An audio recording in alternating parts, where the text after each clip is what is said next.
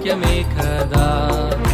స్నేహితులే విడచిన, నీ వారే మరచిన, నాడు నేడు మరువనిది ప్రభు ప్రేమే కదా.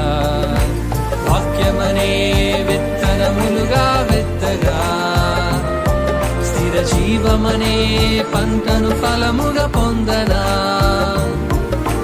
వాక్యమనే విత్తనములుగా వెత్తగా, స్థిర జీవమనే పంటను ఫలముగా పొందనా.